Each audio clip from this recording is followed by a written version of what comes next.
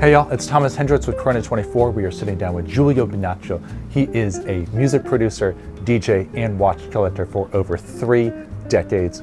Giulio, thanks so much for having us in your studio/office. Thank you for having me. I appreciate guys a lot. Thank you. And as you see, I love watches. It's my passion since I was a little kid.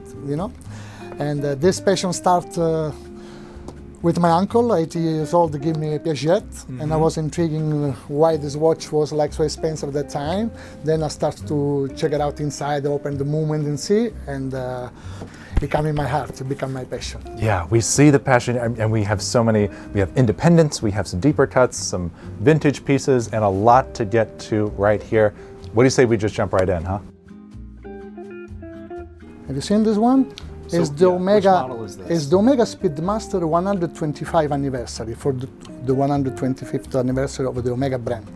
When they made this watch, they made it only in 2,000 pieces, and also they did a huge event with Ursula Andress and Sean Connery. And nobody likes this Speedmaster. For me, this is the Speedmaster. After the Moon watch, the Speedmaster, this one was the first Swiss chronometer certified Omega. Yeah, very space age. Yeah. And tell us a little bit about this blue dial here. This has a special story, right? This is super historic because this one is the regular Omega Speedmaster Schumacher, which has an automatic movement.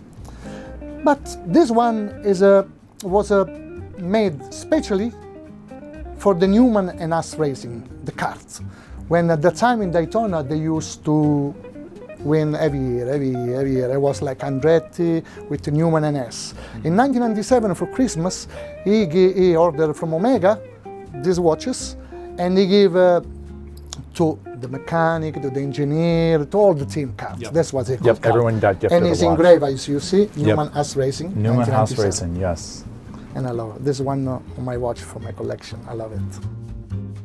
I love TV shapes watches, all of them, even the Patek. But this one I love more because it was made exactly in the same period that Genta made the Nautilus, Royal Oak, engineer. He was ahead of the Omega, and he designed these two. As you see the resemblance. Yeah, a very porthole-shaped dial here. For me, this one is the best watch for the money. There's a lot of complications going on. Bracelet was made by Holzer. Was made in Mexico. At that time they were doing a lot of Mexico, Argentina, even other brands, big brands, Singer, all in South America. And this was exactly for the South American market, because Omega at the time, Europeans didn't like the Omegas. So they were selling all for South American market. Yeah, so history, complication, movements, everything squeezed into something that I've never seen before, and I think a lot of people certainly overlook. So we covered just a few of your Omegas. There are many, many more hidden away. We have some Pateks that we'll talk about in a second, but because we have our resident Italian in the room, I do want to talk about Panerai as well. Where should we start? Panerai is my passion, and I love Panerai in the history.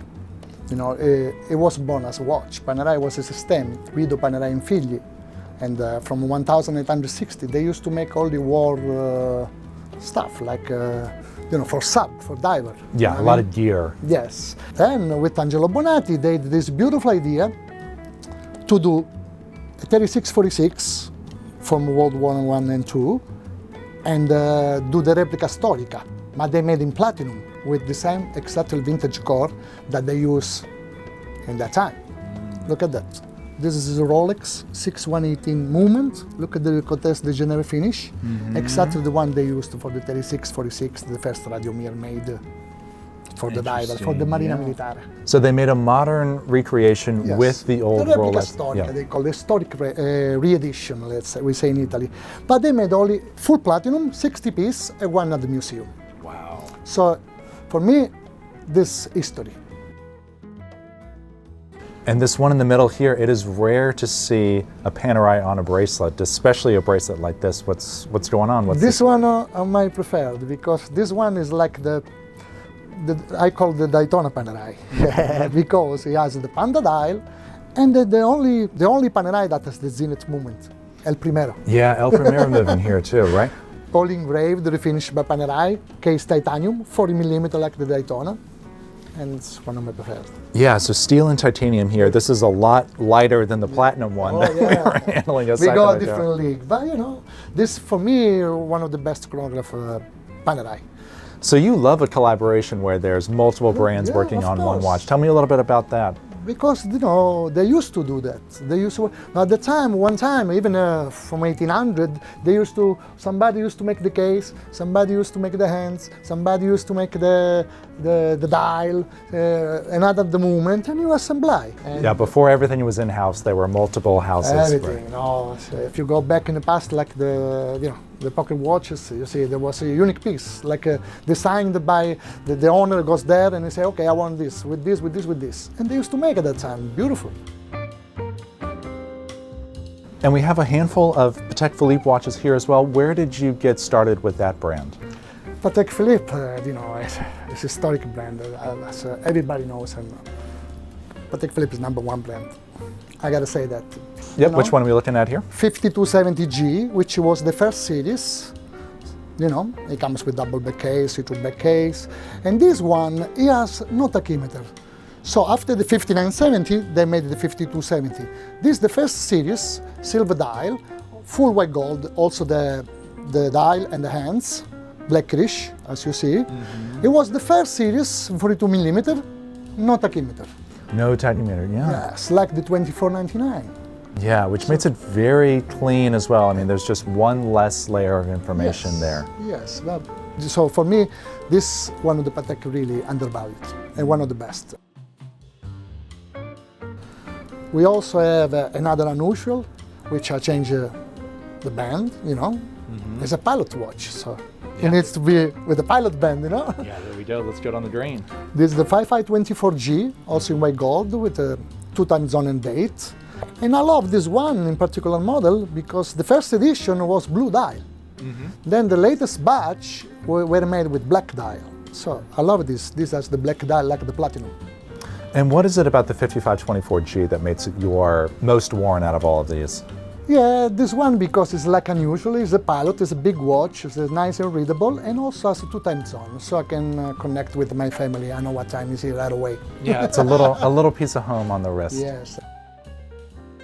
Well, Giulio, thank you so much for showing us what we have here. Your passion is immense and palpable.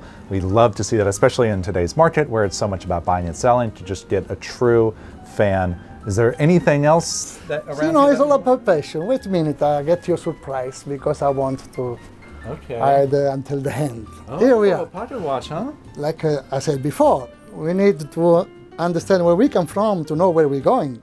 So what's the history of this one? Okay, this one is a Le Fare made by Barbezot Bellat called La Silencieuse. A beautiful minute repeater, chronograph monopusher, and this one actually I love much more than the other minute repeater because the other minute repeater with the lever, when you act the minute repeater, you hear like from the wheel. Yeah, this one is called La Silencieuse, which means the silent repeater because you push,